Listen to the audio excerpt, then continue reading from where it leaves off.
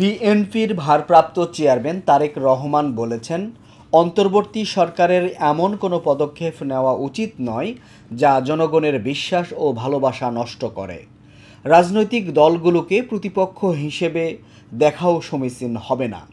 আজ রাজধানীর নয়াপল্টনে বিএনপির কেন্দ্রীয় কার্যালয়ের সামনে অনুষ্ঠিত তারুণ্যের মহাসমাবেশে লন্ডন থেকে ভার্চুয়ালি যুক্ত হয়ে তিনি এ বক্তব্য দেন। সমাবেশটি বিকেল ৩টা ৩৭ কোরআন তেলাওয়াতের মাধ্যমে শুরু হয়। তরুণদের ব্যাপক উপস্থিতিতে সমাবেশে জাতীয় সংকট উত্তরণে ঐক্যবদ্ধ ভূমিকা ও সরকারের প্রতি জোরালো সমালোচনা করেছেন।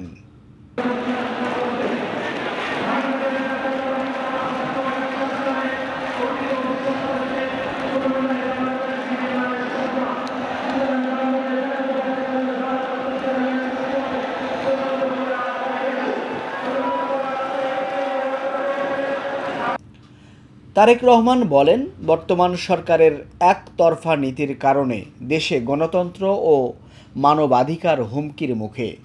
এমন পরিস্থিতিতে অন্তর্বর্তী সরকারকে নিরপেক্ষ ও জনগণের আস্থার প্রতীক হতে হবে। তিনি বিএনপির নেতাকর্মীদের শান্তিপূর্ণ আন্দোলন চালিয়ে যাওয়ার নির্দেশ দেন।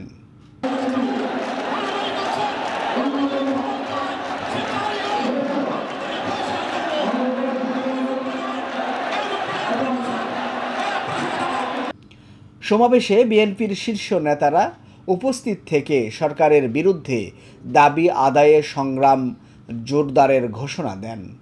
আগামী দিনগুলোতে রাজনৈতিক কর্মসূচি ঘোষণার ইঙ্গিতও দেওয়া হয়।